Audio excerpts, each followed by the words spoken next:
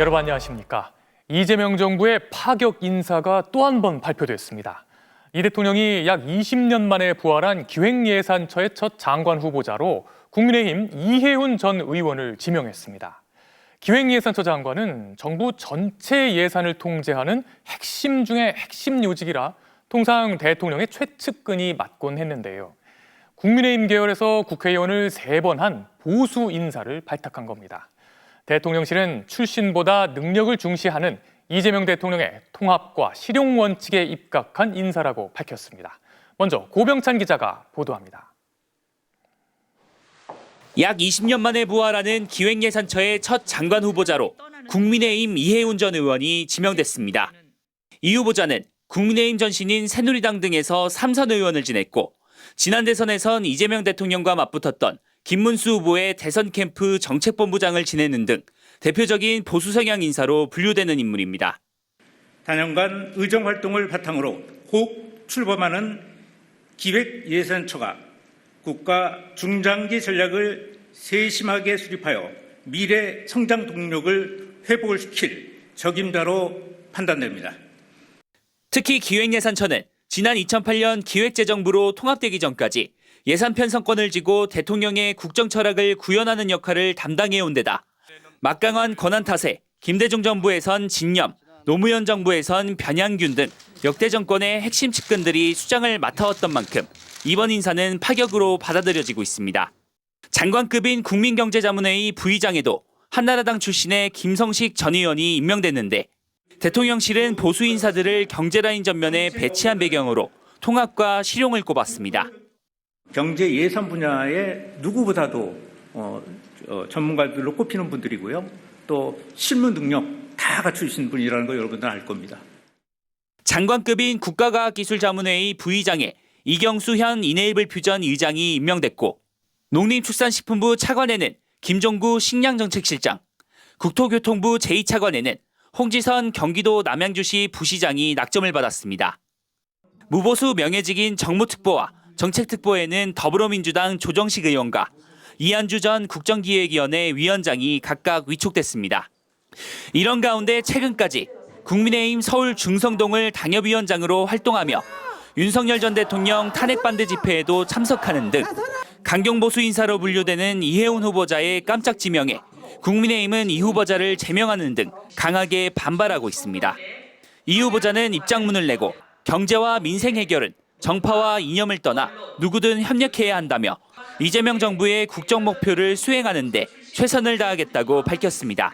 MBC 뉴스 고병찬입니다. 그럼 오늘 파격 인사의 배경을 대통령실 연결해서 알아보겠습니다. 김재경 기자, 이해훈 후보자 지명 얘기 듣고 저도 깜짝 놀랐거든요. 대통령실 분위기는 어땠습니까? 네, 오늘 대통령실 인사는 참모진들도 놀랄 정도였습니다. 파격을 뛰어넘어서 충격이라는 말까지 나올 정도였는데요. 이해훈 후보자가 그동안 보수 정당의 핵심 요직을 두루 거친 데다가 특히 이재명 대통령의 대표적인 정책이었죠. 기본소득 정책을 포퓰리즘이라고 비판한 바 있기 때문입니다. 국민의 삶과 대한민국의 미래를 생각하면 이거 굉장히 우려되는 점이 한두 가지가 아닌데 하는 그런 얘기들을 많이 하시는데 처음에 들고 나오신 이제 기본소득도 처음에 좀 그랬던 것 같아요. 대통령실 관계자는 이 후보자가 복지 확대를 위한 재정 집행에 긍정적인 입장을 취해왔다며 새 정부 정책의 상호 보완적 적임자라고 발탁 배경을 설명했습니다. 정치권에선 내년 6월 지방선거를 내다본 중도 보수층을 겨냥한 전략적 선택이라는 분석도 나옵니다.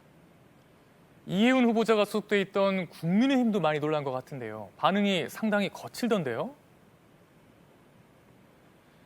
네, 국민의힘에선 당혹감과 함께 격앙된 목소리가 곳곳에서 터져 나왔습니다. 배현진 의원은 정치적 도의를 넘어선 명백한 배신 행위라고 비난했고요. 유영하 의원도 과거 이 후보자가 박근혜 전 대통령 탄핵에 찬성표를 던졌던 것을 떠올리는 듯 누구보다도 앞서 난도질하던 모습이 오버랩된다. 사람 고쳐 쓰지 못한다고 비판했습니다. 국힘 지도부 역시 이 후보자를 당에서 즉각 제명했습니다. 반면 더불어민주당은 중도, 실용주의를 강조한 이재명 대통령의 탕평 인사라며 환영했습니다. 다만 당내에선 이 후보자의 올해 초 윤석열 전 대통령 석방 촉구 집회 참석을 두곤 너무 나간 것 아니냐 이런 반응도 나왔습니다. 네, 이 후보자도 입장문을 냈죠. 민생과 경제는 진영이 따로 없다고 밝혔던데요. 자세히 좀 전해주시죠. 네, 이해운 후보자는 우선 무거운 책임감을 느낀다며 성장과 복지를 모두 달성하겠다는 새 정부의 국정 목표는 자신의 목표와 같다고 강조했습니다. 특히 인사청문회를 성실하게 준비하겠다고 밝혔는데요. 국민의힘에선 과거의 동지들이 날선 검증을 예고한 상황이지 않습니까? 인사청문회가 순탄치만은 않을 것으로 보입니다. 대통령실에서 MBC 뉴스 김재경입니다. 이어서 쿠팡 사태 속보입니다. 대규모 개인정보 유출 사태에도 사과 한 번 없던 쿠팡 김범석 의장이 한 달이 지나서야 처음으로 사과했습니다. 하지만 구체적인 피해 구제 방안도 없었고 피해 규모를 축소하는 듯한 기존 입장을 되풀이했습니다. 이번 주 열리는 국회 청문회는 또다시 불참을 통보했습니다. 이런 사과를 진정성 있는 사과라고 볼 수 있을까요? 먼저 고재민 기자가 보도합니다. 김범석 쿠팡 의장이 대규모 개인정보 유출 사태 이후 처음으로 공식 사과했습니다. 쿠팡 회원 3,370만 명의 정보가 유출됐다는 사실이 알려진 지 꼬박 한 달 만입니다. 김 의장은 쿠팡의 창업자이자 이사회 의장으로서 쿠팡의 전체 임직원을 대표해 진심으로 사과드린다고 밝혔습니다. 이번 데이터 유출로 많은 분들이 개인정보가 안전하지 않다는 두려움과 불안을 느꼈고 사고 초기부터 명확하고 직접적으로 소통하지 못해 큰 실망을 안겨드렸다며 사고 직후 미흡했던 초기 대응과 소통 부족에 대해 진심으로 사과한다고 말했습니다. 늦은 사과에 대해서도 언급했습니다. 모든 사실이 확인된 이후 사과하는 게 최선이라고 판단했다면서도 돌이켜보면 잘못된 판단이라고 덧붙였습니다. 줄곧 쿠팡 국내 대표들을 앞장 세우다 김 의장이 직접 나서 사과한 건 처음인데 이번에도 모습은 드러내지 않은 채 서면으로 대신했습니다. 피해 배상에 대해선 구체적인 내용 없이 보상안을 마련해 조속히 시행할 수 있도록 하겠다고만 짧게 언급했습니다. 그 대신 사과문의 상당 부분은 기존에 발표했던 이른바 셀프 조사 결과를 되풀이하는 데 할애했습니다. 유출된 고객 정보는 100% 모두 회수됐고 유출자의 컴퓨터에 저장된 정보는 3,000건으로 이 또한 외부에 추가로 유포된 정황이 없다고 주장했습니다. 그러면서 초기 수사부터 정부와 협력하며 기밀 유지 요청을 지켜왔다고 했습니다. 책임은 정부에 미루고 피해 규모는 축소하는 듯한 모습은 전혀 바뀌지 않은 겁니다. 사태가 발생되고 너무 오랫동안 국민이나 소비자들이 원하는 기대치에 못 미쳐서 과연 이 사과가 진정성 있게 받아들일지는 의문이다. 진정한 사과라기보다는 정부가 범부처 TF를 확대하고 경찰 압수수색 등으로 대응 수위가 높아진 게 이번 사과의 배경이 됐다는 분석도 나옵니다. MBC 뉴스 고재민입니다. 김범석 의장은 지난 10년 동안 숱한 논란에도 국회 청문회에 한 번도 나오지 않았죠. 이번에도 불참 사유는 단지 다른 일정이 있다는 거였습니다. 여론이 들끓으면서 여야를 가리지 않고 국정조사 필요성이 제기되고 있습니다. 이어서 김건희 기자가 보도합니다. 김범석 의장은 이번에도 국회 청문회 출석을 거부했습니다. 현재 해외에 거주 중인데다 이미 예정된 일정이 확정돼 변경이 어렵다는 게 이유입니다. 김 의장의 국회 출석 거부는 올해만 6번째입니다. 김 의장 동생인 김유석 쿠팡 부사장과 강한승 전 대표도 모두 불출석 사유서를 제출했습니다. 더불어민주당 김현정 의원은 쿠팡과 김범석의 불법 행위에 반드시 책임을 지우고 일벌 백계하겠다고 밝혔고 야당 간사인 최영두 의원도 미국 아마존과 비교되는 쿠팡의 대처를 비판했습니다. 여당은 이번 주 화요일부터 이틀 동안 6개 상임위가 동시에 참여하는 대규모 연석 청문회를 열 예정입니다. 하지만 이번에도 대타를 내세운 만큼 불성실한 답변이 반복될 우려도 있습니다. I do not speak Korean. Can someone provide me with an English translation of it? 국민의힘은 실효성 없는 청문회 대신 더 강력한 국정조사가 필요하다는 입장이고 민주당도 청문회가 미진하다면 국정조사를 추진한다는 분위기입니다. 날이 갈수록 소비자들의 분노도 거세지고 있습니다. 집단 소송에 참여한 피해 고객이 한 법무법인에서만 21만 명을 넘었습니다.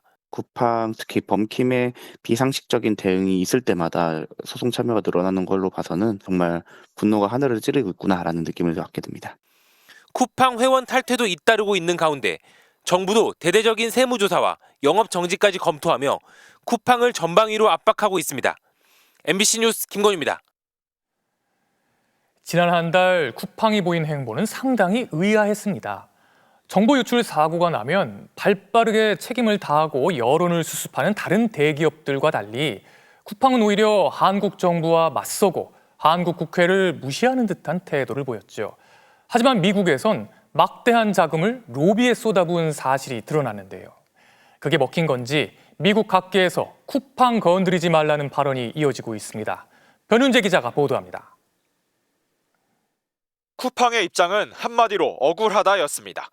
지난 25일 정부와의 조율 없이 기습적으로 조사 결과를 발표하면서 피해가 극히 적다고 주장하더니 다음 날엔 정부가 시키는 대로 다 했는데 왜 셀프 조사라고 하냐는 입장문을 냈습니다. 그런데 이 입장문은 영문본에선 뉘앙스가 확연히 달랐습니다. 정부와 만나 전폭적 협력을 약속했다는 대목은 영문본에선 정부가 접근해 전면적 협조를 요청했다는 정부의 압박을 강조하는 투로 번역돼 있습니다. 또 정부와 국회, 일부 언론으로부터 억울한 비판을 받았다는 호소 대신 허위로 비난받은 거라고 단정지었습니다. 한국에서 과도하게 당하고 있다는 메시지를 영어로 낸 건데 쿠팡 주가는 26일 하루에만 6% 넘게 뛰었습니다. 김범석 의장은 사실상 미국에 올인해 왔습니다. 지난 5년 동안 약 156억 원을 미국 로비했었고 2기 트럼프 취임준비위원회엔 14억 원을 기부했습니다. 그리고 이 로비의 효과로 보이는 쿠팡 지지 발언이 최근 미국 정가와 언론에서 본물 터지듯 쏟아졌습니다. 트럼프 1기 국가안보보좌관은 트럼프 대통령을 들먹이며 사실상 협박성 발언을 SNS에 올렸습니다.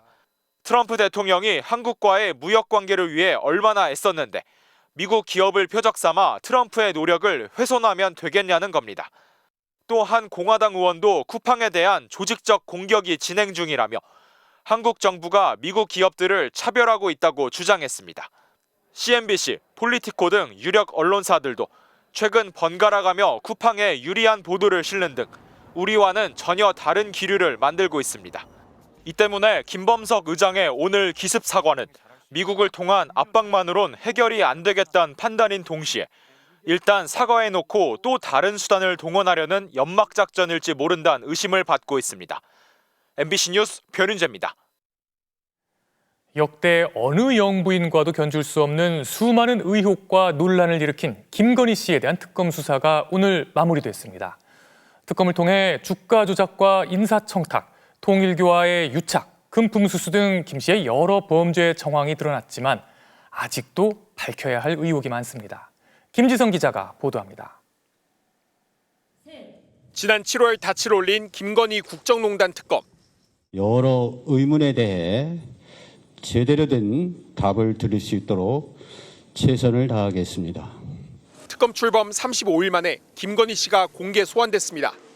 김 씨는 자신을 둘러싼 의혹을 거듭 부인했습니다. 국민 여러분께 저같이 아무것도 아닌 사람이 이렇게 심려를 끼쳐서 진심으로 죄송합니다. 하지만 특검은 주가 조작으로 부당이득 약 8억 원을 거두고 명태균 씨에게 여론조사를 무상으로 제공받고 건진 법사를 통해 통일교로부터 금품을 받은 혐의로 구속영장을 청구했습니다. 김건희 씨에 대한 구속영장을 청구하였습니다. 죄명은 자본시장과 금융투자업에 관한 법률 위반, 정치자금법 위반, 특정범죄 가중처벌 등에 관한 법률 위반 알선 수재입니다. 증거인멸이 우려된다는 이유로 결국 구속된 김 씨는 헌정사상 처음으로 법정에선 영부인이 됐습니다. 하지만 재판이 시작된 뒤에도 V0라고 불렸던 김 씨의 범죄 혐의는 계속 드러났습니다. 인사나 사업 청탁을 대가로 귀금속 등을 받았다는 외관 매직 의혹이 대표적입니다. 공직자와 기업인들로부터 목걸이와 금거북이, 그림과 시계를 받은 사실이 밝혀졌고 특가법상 알선 수재 혐의로 김 씨는 또 재판에 넘겨졌습니다. 봐주기 논란이 일었던 검찰의 디올백 수수 무혐의 처분 또한 뒤집혀 기소됐습니다. 특검은 윤석열 정부와 통일교의 유착을 규명한 성과도 거뒀습니다. 여러 번 밝힌 바와 같이 통일교 관계자로부터 어떠한 금품을 수수한 바가 없습니다. 정교 유착 핵심 인물인 한학자 총재와 윤영호 전 본부장, 권성동 의원과 건진 법사는 모두 구속됐습니다. 하지만 180일 동안 밝혀내지 못한 의혹들도 있습니다.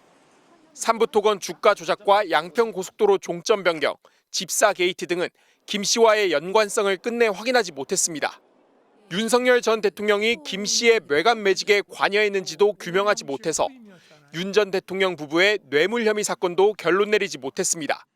특검은 내일 마지막 브리핑을 열어 수사 결과를 발표하고 남은 사건들은 곧 국가수사본부에 이첩할 계획입니다.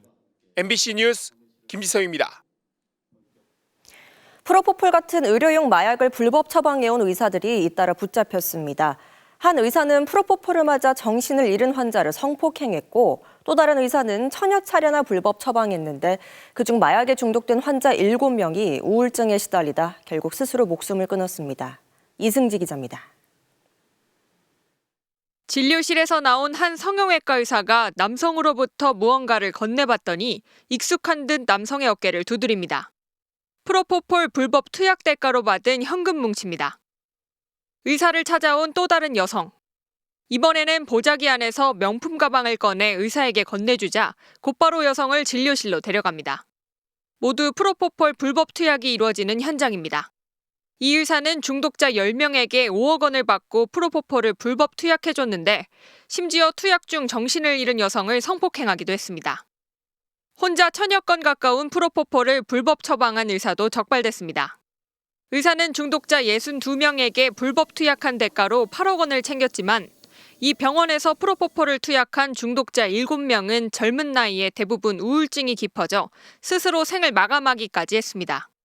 이 밖에 ADHD 치료제나 향정신성 다이어트 약을 타인 명의의 처방전을 이용해 800여 차례 불법 처방한 의사도 검거됐습니다. 의료용 마약 범죄는 매년 증가 추세지만 전문 수사팀이 만들어진 건 2년도 채 안 됩니다. 특히 의료 범죄인에 대한 솜방망이 대응이 사태를 키우고 있다는 지적도 나옵니다. 실제로 프로포폴 불법 투약에다 성폭행까지 저지른 의사나 제2의 프로포폴이라고 불리는 애토미데이트를 불법 유통한 의약품 도매업체 대표도 구속영장이 기각되기도 했습니다. 앞서 감사원은 면허 취소나 자격정지 처분을 받은 의사 200여 명이 3,500건에 달하는 마약류 의약품을 버젓이 투약하거나 처방했다며 보건복지부의 감독 소홀을 지적하기도 했습니다. MBC 뉴스 이승기입니다.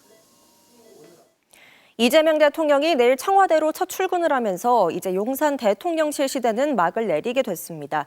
하지만 용산에는 윤석열 정부 시절 정부를 비판한 시민들의 출입을 금지해 대표적인 입틀막 사례로 남은 용산 어린이 정원 문제가 남아있는데요. 부당하다는 법원의 지적에도 문제의 출입 금지 규정이 여전히 있는 것으로 확인됐습니다. 홍익표 기자가 취재했습니다. 지난 2023년 5월 미군 반환부지에 조성된 용산 어린이 정원. 대통령 집무실과 바로 맞닿은 곳으로 축구장 420개 크기인 30만 제곱미터에 달합니다. 반환부지 토양오염 문제가 완전히 해결되지 않은 상황에서 임시로 개방됐는데 얼마 뒤 대통령 우상화 논란까지 일었습니다. 정원에 윤 전 대통령 부부 모습을 담은 그림을 놓고 어린이들이 색칠을 하도록 한 겁니다. 이런 사실을 SNS에 알린 건 정원의 오염 문제를 지적해온 용산 주민 김은희 씨였습니다. 그런데 열흘 뒤 다시 정원을 방문하려던 김 씨는 아무런 설명 없이 예약 불가라는 문자를 받았습니다. 그때 했던 말이 그거였죠. SNS에 올려가지고 그거 국가위해를 가한다 해가지고 출입금지 된 거예요.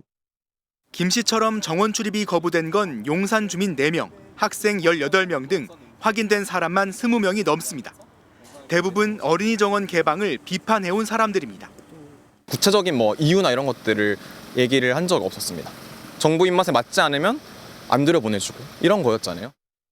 근거는 관련 기관의 요청이 있을 경우 대상자의 출입을 제한할 수 있다는 관람 규정이었습니다.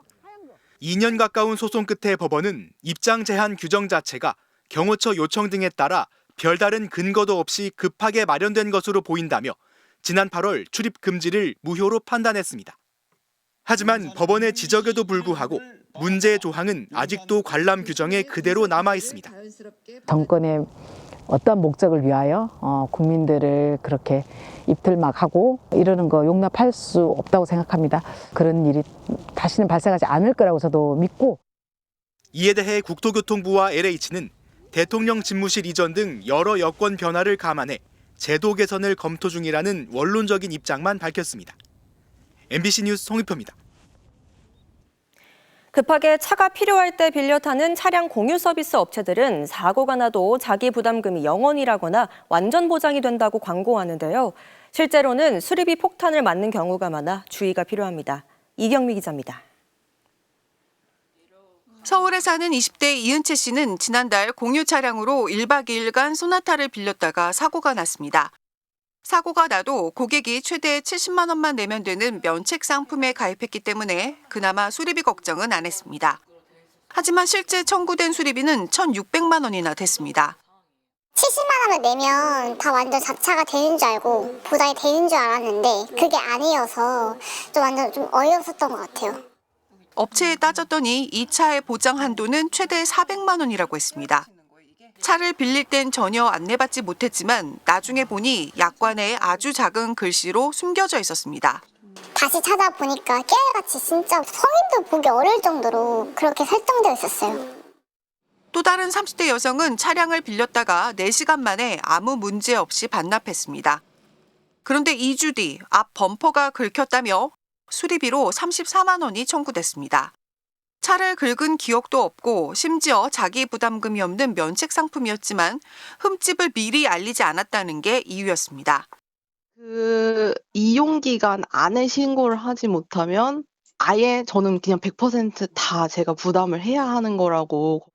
한국소비자원에 비슷한 피해 신고가 잇따르고 있습니다.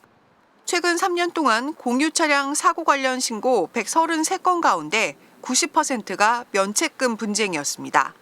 자기 부담금 0원, 완전 보장, 이런 광고는 그저 광고일 뿐이었습니다. 소비자원은 계약 전 보험 보장 조건을 꼼꼼히 확인하고 차량 이상 여부는 반납할 때 꼭 신고하라고 조언했습니다. 렌터카는 직원이 차량 상태도 함께 점검하고 중요한 사항도 설명해 주지만 카시어링은 앱으로 간단하게 계약이 되니까 이런 과정이 생략이 돼서 한국소비자원은 차량 공유업체들에게 보험 보장 조건을 한눈에 볼 수 있게 개선하라고 권고했습니다. MBC 뉴스 이경미입니다. 전국적으로 연탄으로 겨울을 나는 가구는 아직 약 6만 가구나 남아 있는데요. 연탄 공장들이 문을 닫으면서 가격이 치솟고 후원마저 줄어 연탄 한 장 뗄 때마다 가슴을 졸이고 있습니다. 이혜연, 김영일 기자가 만나봤습니다. 연탄 나르기가 한창인 대전의 한 쪽방촌. 가파른 계단 너머 구석 한편엔 냉기가 서린 연탄이 쌓여 있습니다. 쪽방촌에 사는 70대 어르신에게 영하권 추위에도 보일러를 종일 돌리는 건 사치입니다. 연탄이 언제 끊길지 모르기 때문입니다. 옛날보다 연탄이 수명이 짧아. 그 시간에 안 가르면 꺼져. 그러면 번개탄 넣고 와야 되잖아. 그것도 또 비싸요, 번개탄도. 연료비를 감당하기 어려운 쪽방촌에서 연탄은 사실상 유일한 난방수단입니다. 하지만 가격이 오르고 지원은 줄어 연탄 구하기는 하늘의 별 따기입니다. 대전의 연탄 가격은 장당 900원에서 950원 선인데요. 이처럼 좁은 골목이나 고지대같이 배달이 어려운 지역은 인건비가 더 붙어 장당 1,000원을 훌쩍 넘기기도 합니다. 정부의 연탄 지원금은 가구당 47만 2천 원. 겨울을 나려면 1,000장은 필요한데 지원금으로는 절반도 못 삽니다. 부쩍 추워진 날씨에 이영자 씨는 이번 겨울이 벌써부터 걱정입니다. 연탄 가격이 올라도 너무 올랐기 때문입니다. 날 추면 여기 그냥 줄어놓는 거예요, 여기다가. 이것도 입어요. 그러니까 이거를 안 깔아놓으면 추워서 못 살아요. 여기에 전국적으로 연탄 공장이 계속 줄면서 연탄 구하기도 하늘의 별따기입니다. 날이 추워지니까 탄을 못 떼요. 탄을 구할 수가 없어요. 왜 구할 수가 없는 거예요? 탄을 찍어내지를 않는다면요. 여기는 1,000원, 2,000원을 줘도 탄이 없어요. 올해는 나눠줄 연탄도 부족합니다. 올 들어 최근까지 들어온 연탄 후원금은 9,700만 원. 2년 새 40%가 넘게 감소한 겁니다. 사실은 연탄이라는 게 한 어떤 생명을 살리는 일이거든요. 이제 날씨가 추워지고 그러는데 많이 동참해 주시기를 바랍니다. 작은 관심이 연탄으로 한기를 달래야 하는 이웃들에게 혹독한 겨울 추위 대신 따뜻한 열기를 전할 수 있습니다. MBC 뉴스 김영일입니다.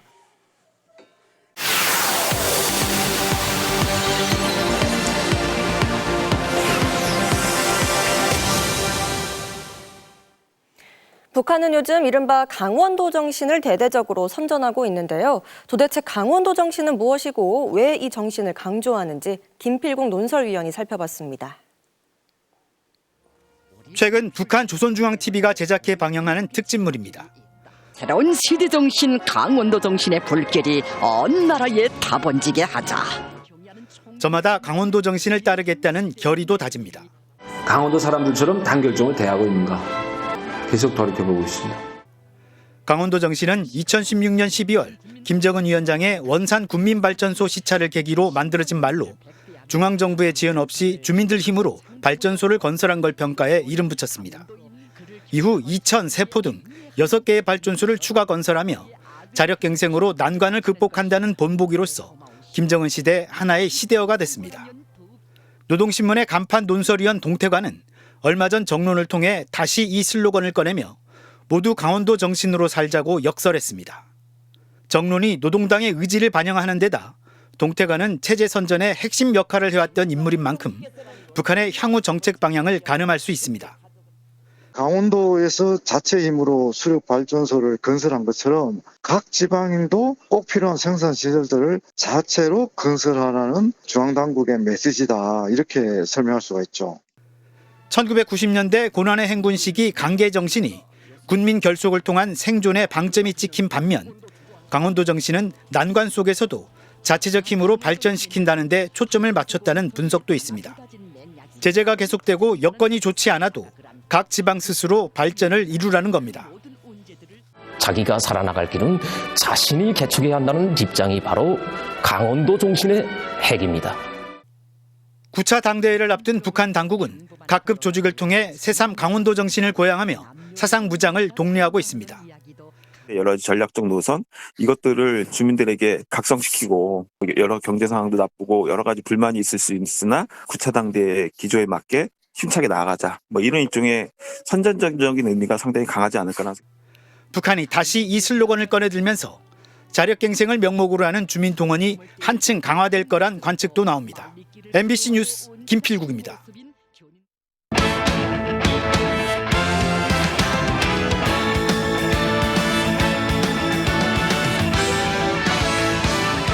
일요일 밤 스포츠 뉴스입니다. 프로야구 최고령 포수 강민호 선수가 삼성과 2년 최대 20억 원의 FA 계약을 맺었습니다. KBO 리그 최초 4번째 FA 계약입니다. 올해 40살로 리그 최고령 포수지만 12개의 홈런과 71타점을 기록하며 삼성의 플레이오프 진출을 이끌었던 강민호. 오랜 협상 끝에 오늘 2년 최대 20억 원의 원소속팀 삼성과 FA 계약을 맺었습니다. 지난 2004년 롯데에서 데뷔한 강민호는 KBO 최초로 4번째 FA 계약에 성공했는데요. 4차례 FA 계약으로 최대 211억 원의 수입을 올렸습니다. 최초로 FA 4번이라는 기록을 세울 수 있어서 정말 개인적으로도 감사하게 생각하고 있고, 기존의 구자욱, 디아제, 기아에서 최영호까지 FA로 영입해 공포의 좌타 라인을 구축한 삼성은 안방마님 강민호까지 잔류시키며 다음 시즌 우승 전력을 갖추게 됐습니다. 비시즌 동안 자욱이나 태인이나 정말 저를 간절하게 불러주는 그 모습이 너무 고마웠고, 당장 형우한테 전화해가지고 우승 반지 끼워달라고 말하겠습니다. 프로농구 1, 2위 팀 맞대결에선 2위 정관장이 강력한 수비를 앞세워 LG의 5연승을 저지했습니다.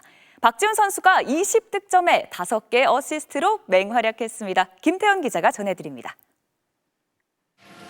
리그 1, 2위 팀의 맞대결답게 만원 관중으로 가득 찬 창원체육관. 최소 실점을 기록 중인 두 팀은 경기 시작 후 4분 동안 한 골도 넣지 못하며 답답한 상황이 연출되기도 했습니다. 영의 균형은 정관장 박지훈이 깼습니다. 반칙을 당하며 묘기처럼 던진 3점 슛이 그대로 골망을 흔들었습니다. 추가 자유투까지 성공시키며 4점 플레이를 완성했습니다. 여기에 절묘한 패스로 도움을 기록하며 정관장의 공격을 이끌었습니다. LG의 기둥 마레이가 부상으로 빠지면서 분위기는 정관장 쪽으로 급격히 기울었고 정관장 박지훈은 양팀 최다인 20점에 5개의 어시스트를 기록하며 맹활약을 이어갔습니다. 최소 실점 1위 팀답게 강력한 수비로 선두 LG의 득점을 50점대로 묶은 정관장은 LG의 5연승을 저지하고 한 경기 반차로 바짝 따라붙었습니다. 현대모비스는 서명진이 3점슛 4방을 터뜨려 주전들의 줄부상에 시달리는 KCC를 연패에 빠뜨렸고 DB는 이틀 연속 맹활약을 펼친 알바노를 앞세워 공동 3위로 순위를 끌어올렸습니다. MBC 뉴스 김태훈입니다. 최근 윙백으로 포지션을 바꾼 셀틱 양현준 선수. 골문 앞에서 이렇게 침착할 수 있을까요? 톱플레이에서 확인하시죠. 측면 공격수에서 최근 오른쪽 윙백으로 포지션을 바꾼 양현준. 1대2로 뒤진 전반 10분 골문 앞 혼전 상황에서 침착하게 동점골을 터뜨립니다. 마지막 접는 동작으로 2명이나 속였네요. 12경기 만에 나온 리그 첫 득점이자 시즌 3호 골. 팀도 4대2 역전승을 거뒀습니다. 다음은 사우디 리그입니다. 코너킥 상황에서 발을 쭉 뻗어 선제골을 터뜨린 호날두. 감각적으로 방향만 살짝 바꿔서 추가골까지 터뜨립니다. 알나스르는 10연승을 달렸는데요. 호날두, 사우디 리그에서 첫 우승 트로피 들 수 있을까요? 마지막은 WKBL입니다. 3쿼터 종료까지 남은 시간 1초. 하나은행 박소희 선수가 KB 박지수 선수 엉덩이에 공을 던지더니 곧장 골밑 득점으로 연결합니다. 상대 허를 찌르는 재치가 돋보였네요. 지금까지 톱플레이였습니다. 프로배구에서 나온 보기 드문 서브 실수입니다. 우리카드 이상현 선수 공이 손에서 미끄러졌나 보네요. 일요일 밤 스포츠 뉴스였습니다.